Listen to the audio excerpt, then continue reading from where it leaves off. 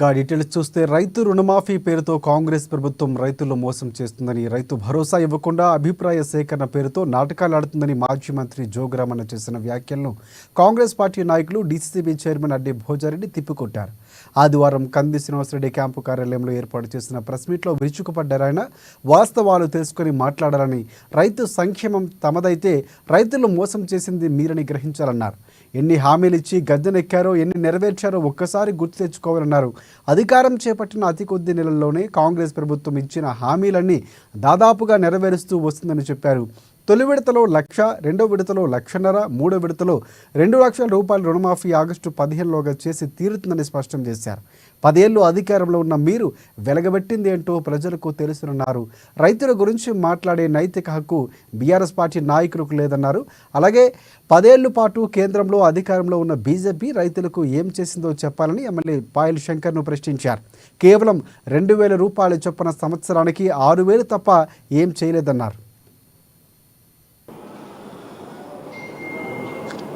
నుంచి మొదలు పెట్టడం జరిగింది. అంచెలంచెల 1,00,000 నుంచి 1,50,000 మన 2 లక్షల దాకా ఆగస్టు మాసం పూర్తిగా క్లియర్ 2 లక్షల వరకు చేయడం జరుగుతూ ఉంది. కానీ కాంగ్రెస్ ప్రభుత్వం, రేవంత్ రెడ్డి గారి ప్రభుత్వం మోసం చేస్తున్నదట. ఏమిటి మోసము? 10 సంవత్సరాలు మీ టీఆర్ఎస్ బీఆర్ఎస్ పార్టీ రైతుల్ని మోసం చేయలేదా అని చెప్పి నేను అడుగుతా ఉన్నాను. కేవలం 2 సార్లు రుణమాఫీ ఒప్పందం వేసుకొని లక్ష రుణమాఫీ చేస్తామని చెప్పి ఒకసారి 26% వేసి దాదాపు 8 కోట్లు, ఇంకోసారి 32% వేసి దాదాపు 12 కోట్లు, 20,000 కోట్లతోని ఒక పారి 8,000 కోట్లు, ఒక పారి 12,000 కోట్లు, 20,000 కోట్లతోని ముగింపు చేసుకున్న 10 సంవత్సరాల మీరు, మీ సన్యాసులు ఈరోజు బీఆర్ఎస్ పార్టీ నాయకులకు మాట్లాడే నైతిక విలువలు ఉన్నాయా? మా ముఖ్యమంత్రి గారు రైతు భరోసా కార్యక్రమం పెట్టుకొని ప్రతి గ్రామంలో, ప్రతి మండలంలో, జిల్లాలో మీటింగ్లు పెట్టి ఎంతవరకు ఇస్తే బాగుంటుంది, ఏ రైతుకి ఇస్తే బాగుంటుంది అని చెప్పి రైతుల నుంచే సూచనలు తీసుకురావడం జరుగుతూ ఉంది. అది కూడా మీరు కాంగ్రెస్ పార్టీ మీటింగ్ అంటారు. బుద్ధి ఉండాలా కొంచెం. బీఆర్ఎస్ పార్టీ నాయకులు 10 సంవత్సరాలు చేసినా కూడా ఎన్నో ప్రాజెక్టులను అట్లా ఉంచారు. 7 లక్షల బాకీ అప్పులు చేసి ఇజల్లా కాంగ్రెస్ ప్రభుత్వం మీద వదిలేసిపోయినారు. అదేవిధంగా బీజేపీ ఎమ్మెల్యే మాట్లాడుతాడు. బీజేపీ ఎమ్మెల్యే గారు కూడా అడుగుతూ ఉన్నాం. కేవలం ఈరోజు మీరు చూస్తూ ఉన్నారు, కేంద్రంలో 10 సంవత్సరాలు ఉన్నారు, ఇది 11వ సంవత్సరం మొదలైంది. మీరు రైతులకు ఏం చేసిండ్రని చెప్పి అడుగుతూ ఉన్నాం. 2,000 ఆ యొక్క కిసాన్ సమ్మేళన యోజన పెట్టి 6,000 రూపాయలు సంవత్సరంకు రైతులకు కొట్టేసి చేతులు దులుపుకునే దరిద్రం పార్టీ మీ పార్టీ. ఇక ఇటు టీఆర్ఎస్ పార్టీ జిల్లా అధ్యక్షుడు, అటు బీజేపీ పార్టీ ఎమ్మెల్యే కొడుకులు ఇక సంబరాలు చేసుకుంటున్నారు. అంటే పలుకొట్టింది ఏం లేదు, సచ్చింది ఏం లేదు, సోయిలేని మాటలు, సోయిలేని కార్యక్రమాలు. ఈరోజు బీజేపీ ఎమ్మెల్యేని అడుగుతా ఉన్నాం. ప్రతిపక్షంలో ఉన్నప్పుడు తరుణం బ్రిడ్జ్ని పోయి 10 సార్లు చూడడం జరిగింది. ఈరోజు మీ ప్రభుత్వం వచ్చి 7 నెలలు అవుతుంది.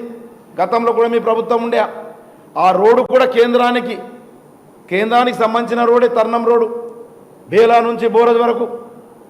ఆనాడు మా పోరాటం వల్ల 400 కోట్లు దానికి రావడం జరిగింది. మొన్న ఏదో బ్రిడ్జ్ చేస్తాను, ఆ పేరు బ్రిడ్జ్ బేయిలో ఏదో బ్రిడ్జ్ చేస్తాను, సెమీ పర్మనెంట్ బ్రిడ్జ్ చేస్తాను, ఆ పేరు రాకులేదు నాకు.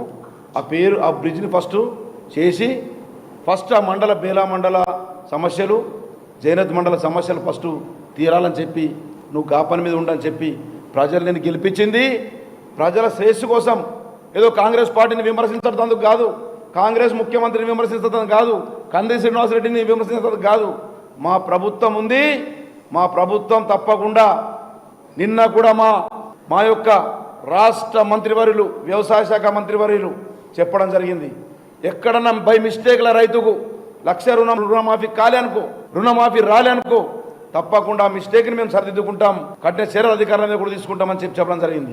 రైతులతో ఒక విజ్ఞప్తి చేస్తా ఉన్నాను. ఈ యొక్క పుచ్చిపోయిన బీజేపీ పార్టీ, ఈ పుచ్చిపోయిన బీఆర్ఎస్ పార్టీ, వీళ్ళు రెచ్చగొట్టే నాయకులు, వీళ్ళు ఇద్దరు ఒకటే అని చెప్పి ఆదిలాబాద్ ప్రజలకు గుర్తు ఫోన్లలో మాట్లాడుకొని వీళ్ళు ప్రెస్ మీట్లు పెడతారు.